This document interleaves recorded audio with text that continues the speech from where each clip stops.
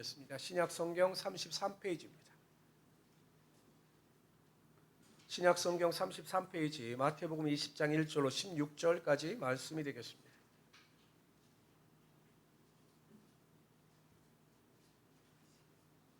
신약 성경 33페이지입니다. 마태복음 20장 1절로 16절까지 말씀입니다. 우리 한 절씩 교독합니다. 제가 먼저 1절 읽겠습니다. 천국은 마치 품꾼을 얻어 포도원에 들여보내려고 이른 아침에 나간 집주인과 같으니 또 제3시에 나가 보니 장터에 놀고 있는 사람들이 또 있는지라.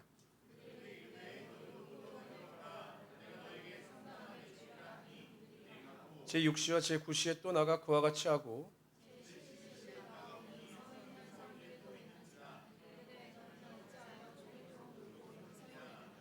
이르되 우리를 품꾼으로 쓰는 이가 없음이니이다. 이르되 너희도 포도원에 들어가라 하니라.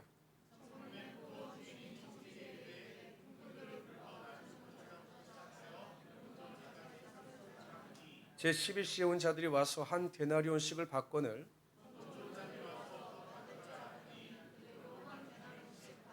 받은 후 집 주인을 원망하여 이르되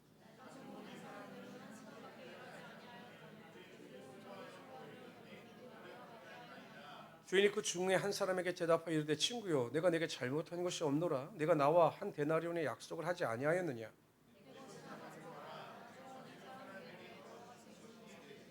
내 것을 가지고 내 뜻대로 할 것이 아니냐. 내가 선함으로 내가 악하게 보느냐. 아멘. 저는 오늘 읽어드린 본 말씀을 가지고 포도원 품꾼의 비유 이와 같은 제목으로 하나님의 말씀을 증거하도록 하겠습니다. 지금 은퇴하셨지만 예전에 하나교회를 개척하셔서 그 하나교회 봉사자 최종명 목사님이라고 한 분이 계십니다. 그 아내 그 사모님이 장애영 사모님이라고 하는 분이십니다. 근데 이분이 참 환난이나 고난이나 삶의 어려움이 많았습니다. 아이가 태어났는데 미숙아로 태어납니다. 어렸을 때부터 항상 응급실을 갔다 왔다 하는 것이 일상이었습니다. 미숙아로 태어났으니까요. 그냥 애가 까딱하면 밤마다 큰 고열이나 고통에 울음을 그치지 않는 겁니다. 그리고 또 이제 응급실로 가는 겁니다. 그러나 의사가 할 수 있는 일도 한계가 있었죠. 그래서 이 사모님이 할 수 있는 일은 하나님께 기도하고 하나님의 은혜를 구하는 일뿐이었습니다. 그런데 참 놀라운 일이 벌어집니다. 유치원에 들어가면서부터 하나님께서 그 아들을 주장하여 주사 건강케 하여 주셨습니다. 지혜도 주셨습니다. 중학교에 들어갈 때는 굉장히 성적이 좋았습니다. 그런데 이렇게 아무 걱정 없이 또 평안하게 지나가던 아들이 중학교 2학년, 1학년 말이 되었을 때 갑자기 학교를 중퇴하겠다는 겁니다. 중퇴가 아니죠. 그냥 학교를 관두겠다는 겁니다. 이유를 물어보니 굳이 학교 다녀야 할 이유를 발견하지 못하겠다는 거죠. 얼마나 여러분 부모가 당황했겠습니까? 그래서 이 목사님과 사모님이 또 자녀를 위하여 열심히 일주일 동안 기도했습니다. 그리고 내린 결론은 이 모든 것이 하나님의 주권이고 하나님의 인도하심이 있으니 우리 아들을 한번 믿어보자라고 해서 그 아들이 자퇴하는 것을 용인해 주었습니다. 근데 여러분 어떻을 것 같습니까? 이 아들이 학교를 자퇴하고 열심히 공부를 했을까요? 열심히 공부를 안 했을까요? 했을 것 같아요. 학경영재 같았으면 공부를 열심히 했을 텐데 이 친구 공부를 안 한 겁니다. 다음 날부터 매일 만화책 보고 게임하고 집 밖으로 나오지도 않는 겁니다. 이 자녀를 바라보는 부모의 마음이 어땠을까? 아니 자신이 열심히 공부하겠다고 해서 자퇴를 허락했는데 그 다음 날부터 방에서 나오지도 않고 하루 종일 게임하고 하루 종일 노는 겁니다. 그리고 또 때가 되기만 하면 엄마 밥을 달라고 또 밥을 요청하는 겁니다. 그때 이 사모님이 성경 말씀 하나를 가지고 위로를 받고 순종했습니다. 그 내용이 이렇습니다. 사모님도 참 재밌으신 분입니다. 내 원수가 줄이거든 먹이고 목마르거든 마시게 하라. 아들이 원수같이 느껴졌지만 그래도 그 말씀에 순종해서 밥 달라고 그러면 밥 주고 용돈 달라고 용돈 주고 거의 하나님의 말씀에 순종해서 아들을 섬겼습니다. 여러분 노는 것도 힘들어요. 한 1년쯤 그렇게 놀더니 아들이 갑자기 나와서 하는 말이 엄마 하도 놀았더니 집에만 있었더니 집멀미가 생겼습니다. 이제 내가 학원에 갈 테니까 좀 학원비를 주세요. 믿어지겠습니까? 그래도 또 믿고 학원비를 주었습니다. 근데 여러분 그 다음부터 놀라운 일이 벌어집니다. 이 아들이 얼마나 열심히 여러분 공부하는지 그 해에 중학교 검정고시, 고등학교 검정고시 패스하고 수능을 보아서 연세대학교 법학과에 15살에 입학을 하였습니다. 뭐 놀라지도 않습니다. 나와 상관이 없어요. 야, 15살에 연대에 입학한 거예요. 법대. 그리고 21살에 최연소로 그의 사법고시에 합격하여 변호사의 길을 걸어가고 있습니다. 박승호 군이라고 또 최승호 군이라고 하나님께서 그러한 은혜를 베풀어 주신 겁니다. 어머니 장혜영 사모님은 이후에 성경적 자녀 양육을 원칙으로 삼아서 책을 발간합니다. 엄마의 기준이 아이의 수준을 만든다라는 겁니다. 엄마의 분명한 교육적 기준이 아이의 수준을 결정한다. 이러한 내용을 가지고 많은 사람들에게 간증하고 많은 사람들을 가르쳤습니다. 그러면서 이 장혜영 사모님이 항상 사람들 앞에 마무리로 강조하는 메시지가 있었습니다. 이런 내용이었습니다. 나는 하나님의 나라의 법을 따라 순종했다. 사람들은 끊임없이 세상의 법에 대해서 나에게 요구했지만 나는 하나님 나라의 법을 따라 하나님 나라의 백성으로 하나님께 기도하고 하나님 말씀에 순종할 때 하나님께서 나를 하나님의 사람으로 축복하시고 나를 인도하여 주셨다라고 강조를 하였습니다. 우리는 세상의 법을 쫓아 살기도 하지만 하나님 나라의 법을 쫓아 살아가야 하는 하나님 나라의 백성입니다. 그리고 하나님은 하나님 나라의 법을 쫓아 살아가는 성도들에게 하나님의 놀라운 은혜와 능력이 반드시 나타나게 하여 주시는 겁니다. 오늘은 우리가 흔히 읽은 본문을 포도원 품꾼의 비유라고 이야기합니다. 오늘 본문 읽기 시작하죠. 천국은 마치로 시작합니다. 여기서 천국은 우리가 사후세계에 가는 공간적 개념의 천국이 아닙니다. 하나님의 나라, 통치의 개념입니다. 세례 요한이 처음 자신의 사명을 감당하고 사역을 이루어 나갈 때 외친 메시지가 회개하라 천국이 가까웠느니라 라고 하는 메시지였습니다. 여기서 천국이 하나님의 나라입니다. 하나님이 통치하시는 나라가 하나님의 나라입니다. 하나님이 포도원 품꾼의 비유를 통해서 하나님 나라의 특성과 하나님 나라에 속한 백성들이 어떠한 믿음의 태도를 가지고 살아가야 할 것인가에 대해서 우리에게 정확하게 말씀해 주고 있습니다. 그래서 오늘 본 말씀이 주시는 그 하나님 나라에 대한 교훈에 대하여 살펴보라 함께 은혜를 나누고자 합니다. 첫 번째로요. 오늘 품꾼의 비유가 주는 교훈은 하나님 나라에 들어갈 수 있는 사람은 과연 누구인가라고 하는 그 말씀에 대한 해답입니다. 하나님 나라에 과연 어떠한 사람이 들어가는가라는 거죠. 주인은 포도원 농장의 주인입니다. 그래서 이 포도원 농장의 일꾼을 구하러 이른 아침 새벽 6시, 오전 9시, 정오 12시, 오후 3시, 오후 5시에 나가 그 품꾼들, 일꾼들을 자신의 농장으로 데리고 옵니다. 한번 여쭤보죠. 여러분 보통 여러분이 사업을 경영하거나 어떤 사람을 채용할 때 그 사람을 채용하는 아니면 여러분들이 아니라 할지라도 세상 사람들의 기준에서 볼 때 어떠한 사람, 어떠한 회사가 어떠한 사람을 채용할 때 가장 먼저 보는 것이 무엇일까요? 누군가를 채용합니다.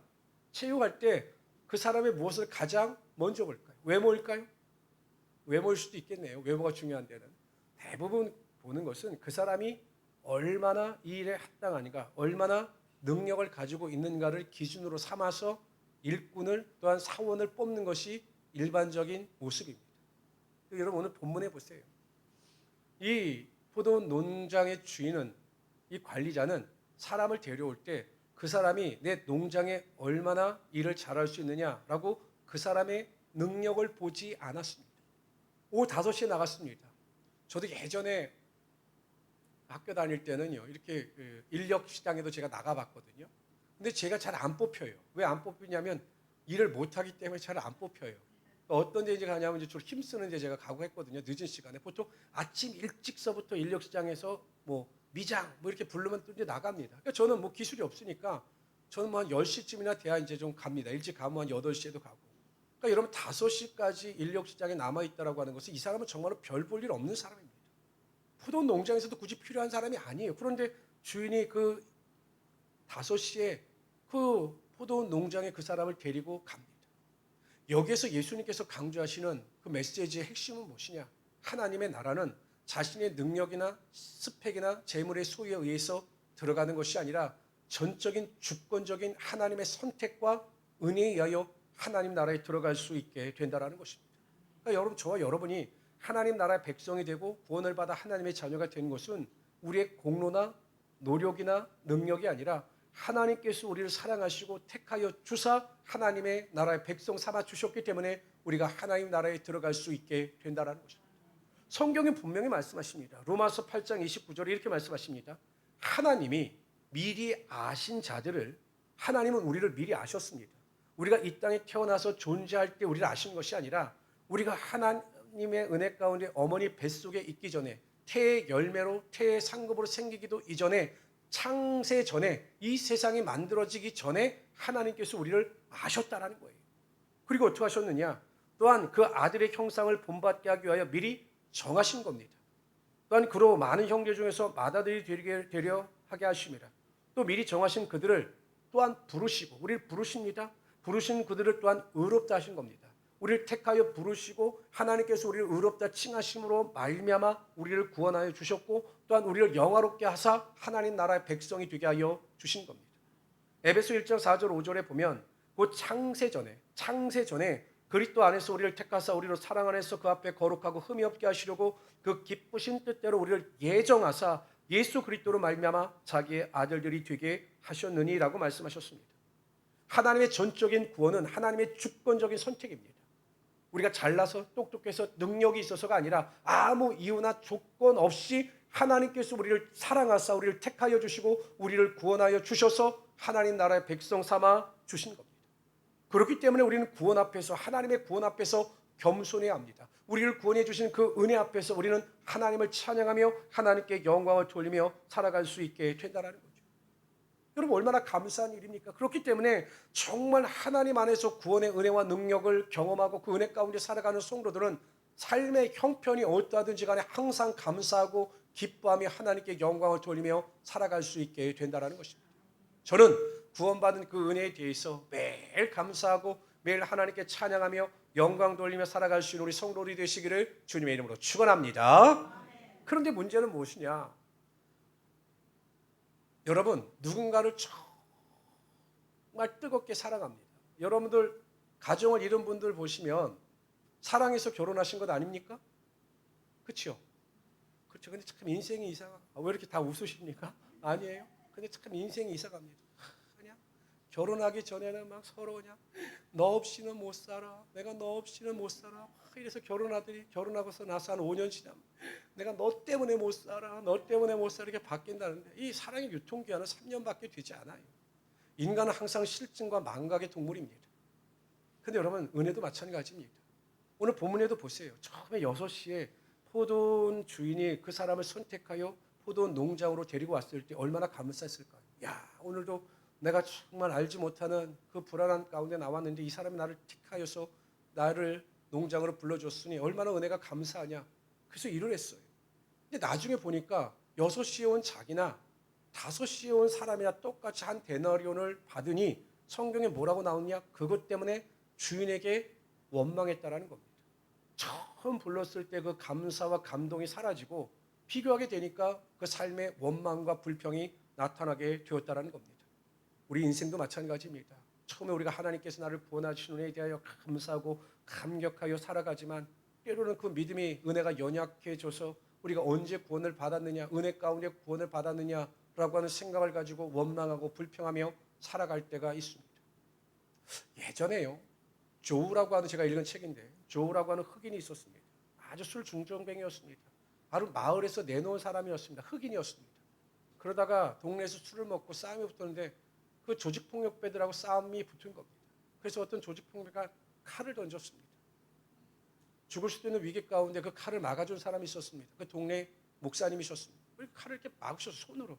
여러분, 칼이 손에 찍혔겠죠. 그래서 그 조우라고 하는 흑인이 살아나게 됩니다. 너무나 감사했습니다. 그때부터 그가 술을 끊고 또 교회 참석하고 교회에 충성된 일꾼이 되었습니다.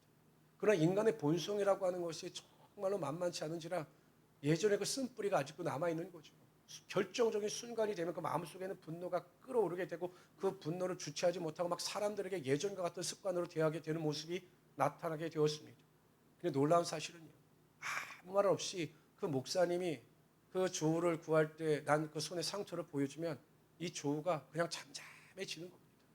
그 폭력적인 성향이 자그라드는 겁니다. 왜 그럴까요? 그 손에는 상처를 볼 때마다 자신의 생명을 구하기 위하여 손을 뻗었던 그 목사님의 은혜가 자신의 마음을 움직였기 때문이죠.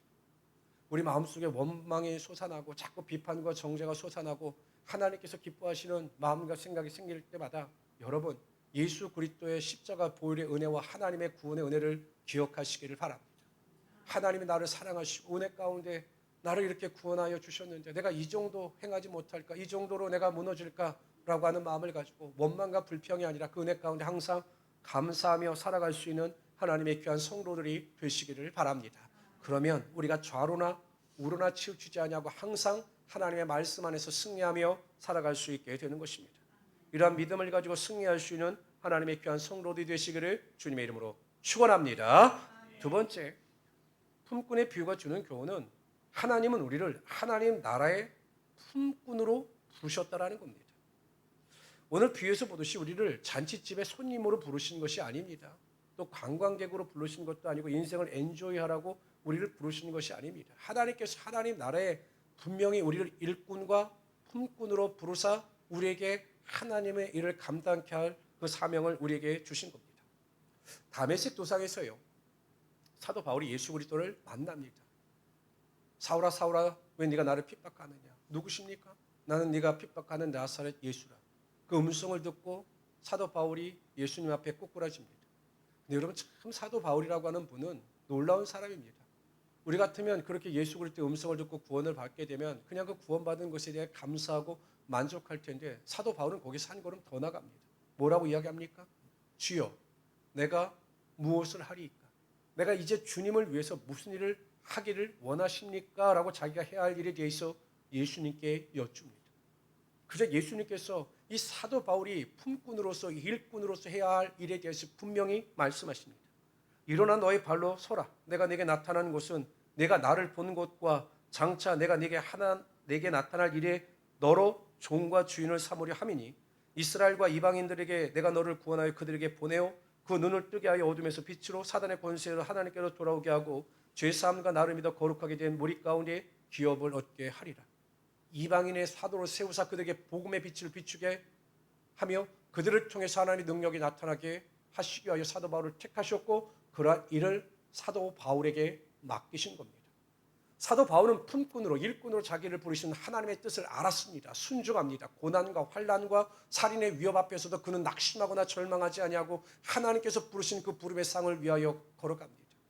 그가 하나님께서 자신에게 이 일을 맡겨주셨다. 이 고난과 환난의 십자가의 도를 나에게 맡겨주셨다라고 하는 확실한 믿음이 있었기 때문에 고난과 환난 가운데 그 일을 포기하지 아니하고 믿음으로 넉넉히 승리하며 살아갈 수 있게 되었던 것입니다. 그렇다면 왜 성도 여러분, 왜 하나님은 우리를 일꾼으로 부르셨을까요? 뭐 많은 표현이 있죠. 하나님의 자녀다, 천국 백성이다 라고 하는 많은 우리들에 대한 호칭이 있습니다. 그런데 왜 하나님은 굳이 우리를 일꾼으로 부르사 우리에게 하나님의 일을 감당케 하셨느냐라는 것입니다. 우리를 괴롭게 하시기 위해 그렇게 하셨을까요? 아닙니다. 아니면 하나님께서 능력이 부족하셔서 우리의 도움이 필요하시기 때문에 그렇게 하셨을까요? 아닙니다. 하나님께서 우리에게 하나님의 일을 맡기신 이유는 우리에게 하나님의 상을 주시기 위함인 것입니다.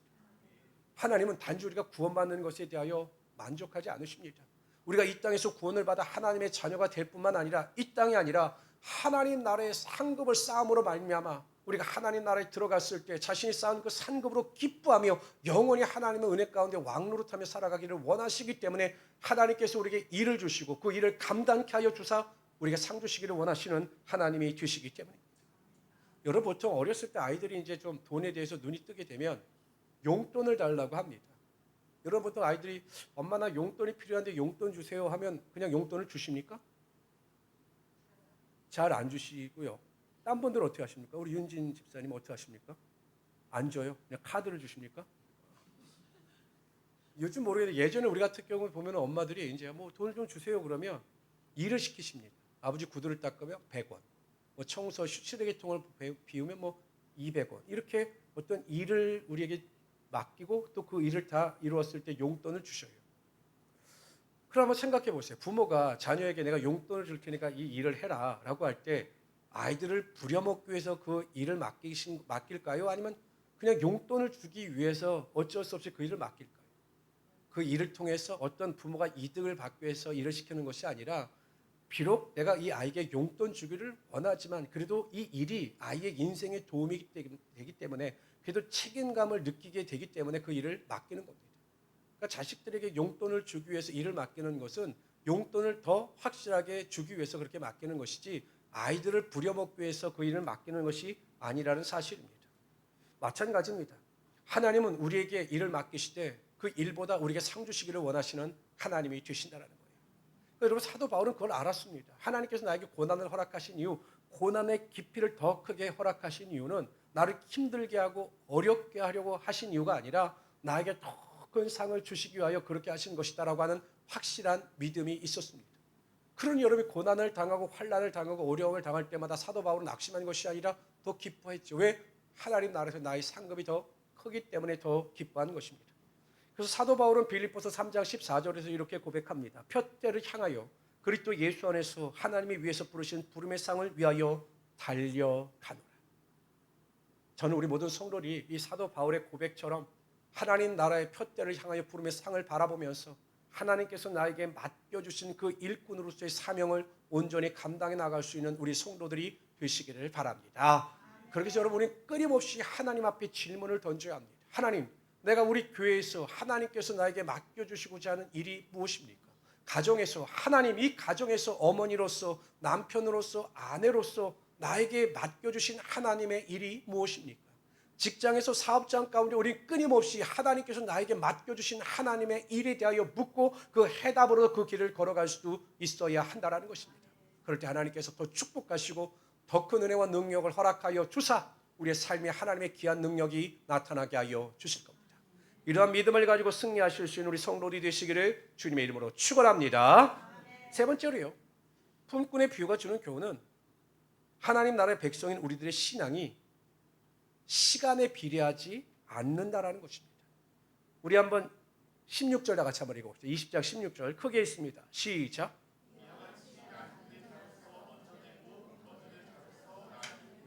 이 핵심적인 원리는요, 먼저 된 자들이 누구냐면 유대인입니다. 하나님께서 구약 성경에 그들을 선민으로 택하여 주셨죠. 그런데 유대인들은 막상 메시아 예수님을 거부합니다. 그리고 이방인들에게 구원의 복음의 능력이 퍼져나감으로 말미암아 놀라운 교회들의 부흥이 나타나죠. 그래서 이게 나중된 자가 바로 이방인들이고 먼저 된 자가 바로 유대인들입니다. 그러나 궁극적으로 보면 우리의 신앙에도 마찬가지입니다. 제가 예전에 이제 장로 장립 때문에 어느 교회 가서 예배를 같이 이제 드릴 때가 있었는데, 제가 이제 운전해서 주차장에 들어갔는데요, 머리가 그냥 백발인 분이, 연세가 있으신 분이 이 교통 정리를 하시는 겁니다. 솔직히 은혜가 됐어요. 주일날 한 오후 2시 반쯤 되는 시간이 뜨거운 햇볕이 내리치는데 그냥 열심히 그냥 교통 정리를 하십니다. 그래서 제가 그냥 지나가기가 뭐해서 제가 다가가서 인사를 했죠. 아유, 장로님, 이 더운 날씨에 수고가 많으십니다 라고 이렇게 인사를 건넸더니 이분이 손세라를 치십니다. 그러니까 저를 이제 몇 번 보셨으니까 아셨겠죠. 제가 행사를 다니면서. 아이, 목사님, 저 장로 아니에요. 그러세요? 그냥 저는 안수 집사인데요, 안수 집사도 작년에 늦게 받았습니다, 이렇게 말씀하십니다. 그러면서 이제 더 이어서 하시는 말씀이, 목사님, 제가 좀 더 예수님을 일찍 알았더라면, 내가 좀 더 예수님을 일찍 믿었더라면 정말 더 열심히 나의 생애를 바쳐 하나님께 수고했을 텐데 제가 너무 늦게 구원을 받고 예수를 믿어서 이렇게 남은 기간 어쩌든지 하나님을 위해서 헌신하기를 원해서 이렇게 봉사하는 겁니다 라고 저에게 말씀을 하셨습니다. 제가 감동이 와서 그 자리에서 또 안수도 해드렸습니다. 하나님의 축복의 은혜로 기도를 해드렸죠. 이런 것이 나중된 자가 먼저 된 자보다 더 나중된 자가 앞선다는 것 아니겠습니까? 신앙은 시간의 싸움이 아니라 질의 싸움입니다. 얼마나 오래 다녔느냐가 중요한 것이 아니라 얼마나 성숙했느냐가 정말로 중요한 것입니다. 신앙은 변질이 되지 말고 숙성과 성숙을 이루어 가야 합니다. 교회 오래 다니는 것이 교회에 대한 직분이 그 신앙의 또한 공로의 열매가 될 수가 없는 거예요. 내가 모태신앙부터 교회를 30년 다녔다, 40년 다녔다, 50년 다녔다, 내가 장로님이다, 권사님이다, 내가 목사다라고 하는 이 직분이나 기간이 자신의 믿음의 공로를 결정짓지 못한다는 것입니다. 하루를 살더라도 최선을 다하며 살아가야 합니다. 세상의 쾌락을 쫓아 살다가 썩어 없어지는 것이 아니라 최선을 다하여 믿음 안에서 살아감으로 말미암아 내가 정말 하나님 안에서 달아지도록 믿음 가운데 살아가기를 원합니다라고 하는 결단을 통해서 우리의 믿음의 성숙과 성장을 이루어 나갈 수 있어야 한다는 것입니다. 오늘은 어제보다, 내일은 오늘보다 더 나은 믿음의 성장과 성숙을 이루어 하나님 앞에 기뻐 받으시는 우리의 삶을 드릴 때 하나님께서 우리의 인생을 인정하시고 우리의 삶의 축복이 나타나게 하여 주신다는 거죠. 정말 우리는 매일 우리 신앙을 점검해 보아야 합니다. 저는 가끔 그런 생각을 합니다. 야, 예전엔 참 철학자들이 정말로 인간의 본질을 꿰뚫고 있었구나. 제가 초등학교 다닐 때는 아무 생각 없이 그것을 외웠는데 시험에 나오니까 그 소크라테스가 한 말이 있죠. 무슨 말입니까? 갑자기 제가 생각이 안 나네요. 네 자신을 알라 이렇게 이야기했죠. 여러분, 내 자신을 아는 것만큼 중요한 것이 없습니다. 내 자신의 신앙의 상태를 아는 것만큼 중요한 것이 없습니다. 우리는 어찌 보면 영적인 착각에 빠져 살아갑니다. 다른 사람들은 다 문제가 있더라도 내 신앙에는 문제가 없다. 이러한 착각 속에 빠져 살 때가 정말로 많습니다. 오히려 우리는 우리 스스로 내 자신의 신앙에 대해서 조금 더 엄격하게 적용해 보아야 합니다. 나의 삶에 매일 감사가 넘치고 있는가? 나는 매일 쉬지 않고 기도하고 있는가? 나는 매일 항상 기뻐하며 하나님께 소망을 두고 있는가? 나는 모든 사람들을 칭찬과 격려로 세우며 살아가고 있는가? 나를 통해서 하나님의 영광이 나타나고 있는가라고 하는 나의 신앙의 성숙을 살펴보아야 한다는 것입니다. 그 직분이 목사이든 장로이든 권사이든 안수집사이든 중요하지 않습니다. 제일 중요한 것은 내가 하나님 앞에 바로 서 있는 오늘을 살아가는 우리의 믿음의 태도인 겁니다. 그러므로 우리는 겸손해야 합니다. 나는 언제든지 하나님 앞에서 무너질 수밖에 없는 연약한 존재라고 하는 그 겸손함 가운데 더 하나님을 의지하며 순종하며 살아가야 합니다. 그럴 때 우리의 신앙이 매일 조금씩 하나님 앞에 가까이 나가는 믿음의 신앙이 될 수가 있을 겁니다. 저는 그러한 믿음을 가지고 우리 모든 성도들이 신앙의 성숙을 이뤄나갈 수 있는 하나님의 귀한 성도들이 되시기를 주님의 이름으로 축원합니다. 제가 요즘에 와서 거듭거듭 강조하지만 우리가 이 땅에 태어난 이상 구원을 받아 하나님 나라에 들어가는 것보다 중요한 일은 없습니다. 이 세상에 태어난 이상 가장 중요한 것은 우리가 모두 하나님 나라에 들어가 영생의 축복을 누리며 살아가야 한다는 것입니다. 지금 당장 직장의 일이나 집이나 물질이 필요하고 본질적인 것 같이 느껴질 수 있지만 천국보다 우선시 될 수가 없는 것입니다. 우리는 반드시 구원을 받아 하나님의 자녀가 되고 십자가 보혈의 은혜와 능력으로 다 천국에 들어갈 수 있어야 하는 것입니다. 제가 왜 이렇게 강조하느냐? 결국 지금이 마지막 때이기 때문입니다. 믿는다라고 하면서 믿지 못하는 삶의 태도로 살아가는 자들이 너무나 많기 때문입니다. 자신이 구원받은 것처럼 착각하며 살아가는 성도들이 너무나 많기 때문에 제가 애끓는 마음을 가지고 항상 구원을 강조하며 천국의 은혜를 강조하는 것입니다. 저는 우리 교회에 나온 우리 모든 성도들이 마지막 순간까지 내가 이 땅에 숨을 거두는 그 순간까지 믿음에서 변질되지 아니하고 그 구원의 믿음을 통하여 하나님 나라에 다 들어가는 믿음의 성공자들이 되시기를 바랍니다. 그러기 위해서 첫 번째, 하나님 나라의 법칙을 깨달으십시오. 우리는 우리의 공로나 노력이나 수고로 말미암아 구원을 받은 것이 아니라 전적인 하나님의 은혜와 선택으로 말미암아 구원을 받았습니다. 매일 그 은혜가 우리의 삶을 주관할 수 있어야 하는 것입니다. 그 감격과 감동이 매일 나의 삶 속에 내 심령 속에 살아 움직일 수 있어야 한다는 것입니다. 두 번째, 하나님은 우리를 일꾼으로 부르셨습니다. 내 일을 위해서 부르신 것이 아닙니다. 나의 즐거움을 위해서, 나의 만족을 위해서 나를 부르신 것이 아닙니다. 하나님은 하나님의 일꾼으로 우리를 부르사 하나님의 일을 감당해 나가시기를 원하십니다. 상 주시기를 원하시는 하나님이 되시는 겁니다. 저는 우리 모든 성도들이 큰 상급의 멸류관을 다 받아서 심판대 앞에서 기뻐할 수 있는 우리 성도들이 되시기를 바랍니다. 하나님은 하나님 나라의 법칙은 신앙의 제자리에 머물러 있는 것이 아니라 매일 신앙의 성장에 나가기를 원하시는 겁니다. 우리 안에 성령의 열매가 맺어지고 우리 안에 인품의 열매가 맺어지며 하나님의 영광을 드러내기를 원하신다는 것입니다. 저는 이러한 믿음을 가지고 우리가 어렸을 때부터 중고등학교, 청년회, 또 우리 권사님들 이르기까지 매일 내 신앙의 열매와 성숙이 나타날 수 있도록 최선을 다하며 살아가시는 하나님의 귀한 성도들이 되시기를 주님의 이름으로 축원합니다. 기도합시다. 조시 하나님, 오늘도 하나님께서 우리를 사랑하시고 놀라운 은혜와 능력 가운데 우리를 붙잡아 주사 하나님